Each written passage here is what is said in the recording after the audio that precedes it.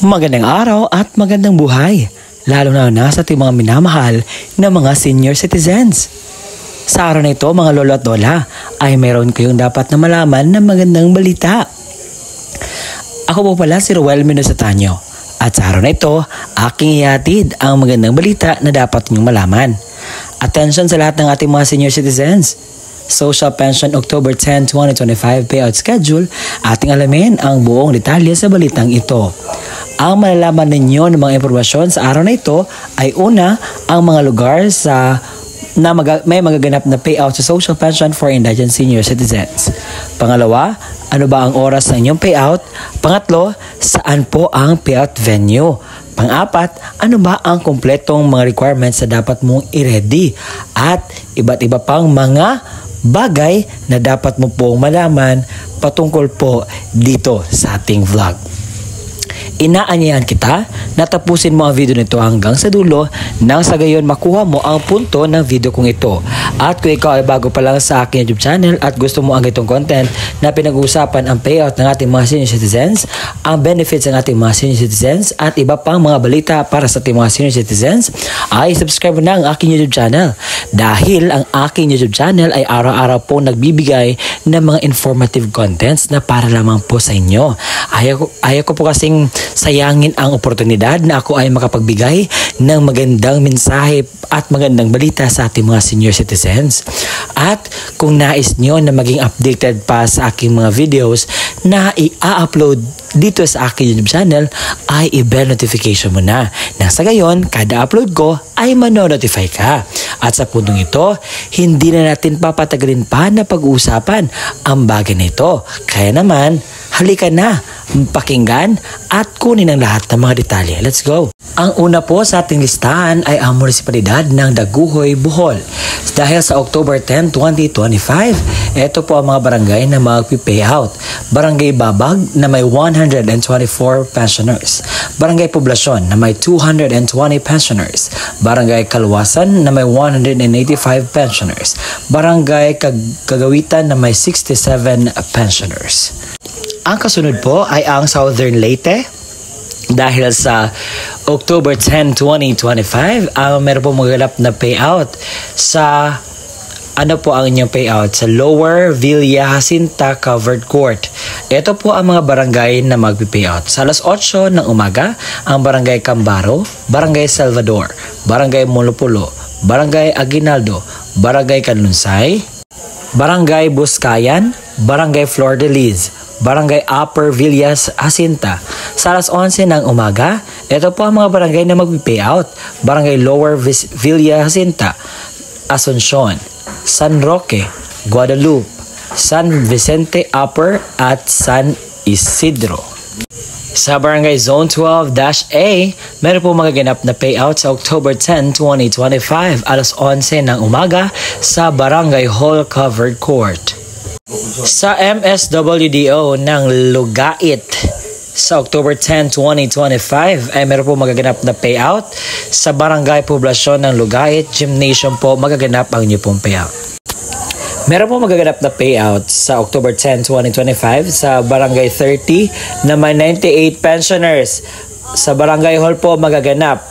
Sa Barangay 25 na may 49 pensioners sa NGC OSCA Office. Sa Barangay 30, ang inyo pong payout alas 9 hanggang 11:30 ng umaga. Sa 25, sa alas 2 hanggang 3:30 ng hapon. Sa Barangay 31 na may 57 pensioners. Sa Barangay Hall, alas 9 hanggang 11:30 ng umaga. Sa Barangay 23 na may 52 pensioners. Sa Barangay Hall po ang inyong payout venue alauna hanggang alas 3 ng hapon. Sa Barangay 23 lang pala ang payout na magaganap. Sa Tabao proper, meron po magaganap na payout sa October 10, 2025 sa Municipal Treasurer's Office. Magsisimula po ang inyong payout sa alas 8:30 ng umaga. Good day everyone! The Senior Citizens Social Pension Program payout will be on October 10, 2025, 8:30 a.m. at Barangay Concepcion Covered Court. Sa munisipalidad ng Claveria, sa mga unclaimed po or hindi nakuha ng mga pensyon, mayroon pa kayong tsansa na puntahan ang inyong barangay dahil sa October 10, 2025, simula alas 8 ng umaga hanggang alas 12 ng tanghali, pumunta po kayo dapat sa Pink Houses beside Municipal Building dahil doon po magaganap ang inyo pong inaasam na payout sa social pension for indigent senior citizens sa mga unclaimed or hindi nakuha ng mga pension. Sa probinsya ng Quezon, sa munisipalidad ng Catanduanan, sa barangay San Antonio Pala, meron po magaganap na payout sa October 10, 2025, alauna ng hapon sa San Antonio Pala Covered Court. Sa Pala, sa Madulaw at Ahos, yun po ang magaganap na payout sa social pension for indigent senior citizens sa October 10, 2025. Sa October 10, 2025, alas 8:30 hanggang 9 ng umaga, sa Covered Court po ay meron po magaganap na payout sa Hulumayngon sa Dalagete, Cebu. At yun po ang kumpletong detalye ng ating magaganap na pension payout sa social pension for indigent senior citizens sa October 10, 2025. Kaya naman, naihatid ko na sa inyo ang magandang balita at ang dapat inyong gawin ay sundin lamang po ito.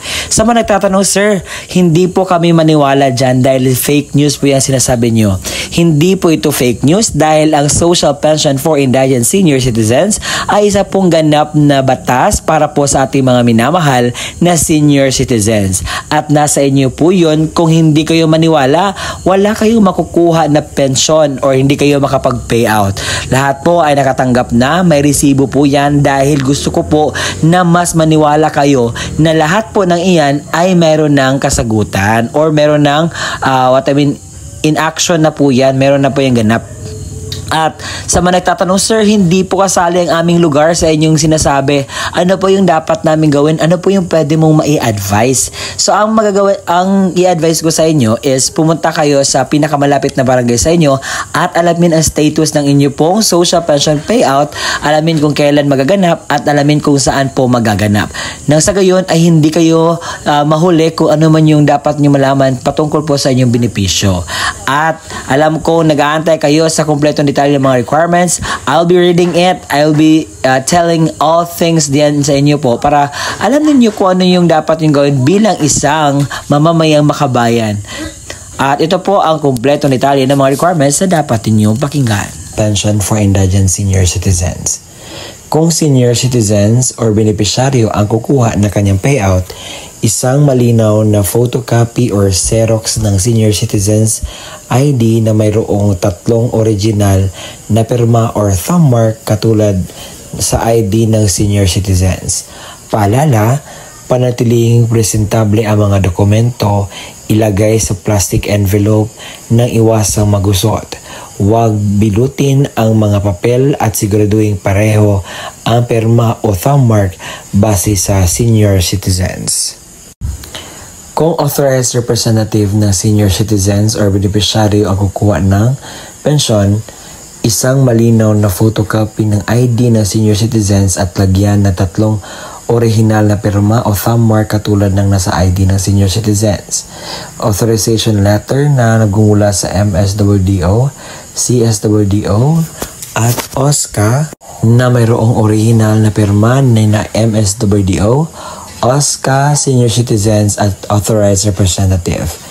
Isang malinaw na photocopy ng government-issued ID gaya ng SSS, updated PhilHealth ID, Barangay ID, UMID, Voters ID, updated voter certification, updated police clearance ng authorized representative at lagyan na 3 original na pirma o thumb mark katulad ng ipapakitang ID. Paalala, siguraduhin pareho ang lagda thumb mark ng senior citizen, beneficiaryo at authorized representative base sa kopya ng government-issued ID na presenta. Komplituhin ang mga hinihinging lagda thumb mark sa authorized letter, iwasang magusot at huwag bilutin ang mga dokumento. Kung namatay na ang beneficiaryo, isang malinaw na Xerox ng ID ng pensioners, warranty letter na nagmula sa MSWDO, CSWDO o OSCA na may pirma ng MSWDO. Xerox ng death certificate ng beneficiaryo na mayroong serial number.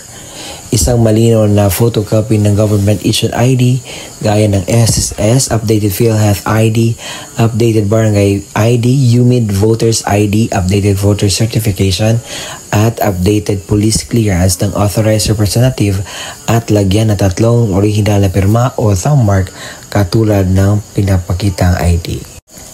Paalala, kompletuhin ang mga hinihinging lagda o thumb mark sa warranty letter at iwasang huwag gusot at huwag bilutin ang mga dokumento. Kung wala ang death certificate, kinakailangan ng certificate mula sa MSWDO, CSWDO na nakasaad ng pagpatunay na ang beneficiaryo ay patay na at kasalukuyang inasikaso ang death certificate. Huwag kalimutang magdala ng inyong ballpen na itim, payong at saka tubig. At kung meron na doon na po kayo sa payout, kinakailangan nyo pong gawin ito. Kinakailangan kumain muna kayo before pupunta sa payout. Magdala ng sariling ballpen, inumin at gamot kung kinakailangan. Baka pagdating po doon ay medyo mas ready tayo para maiwasan natin ang mga darating pang mga sakuna. At ang gagawin niyo po is magpila po, sumunod sa mga alituntunin ng payout. At yun po. At yun po ang kumpletong detalye na ating nalalaman ngayon. Maraming salamat po sa walang sawang pagsusuporta, panonood po sa ating mga ina-upload na vlogs. Umabot na po tayo sa 70,000 subscribers. Maraming salamat po and God bless us all. Gawin natin 100K. Kaya ba? Salamat!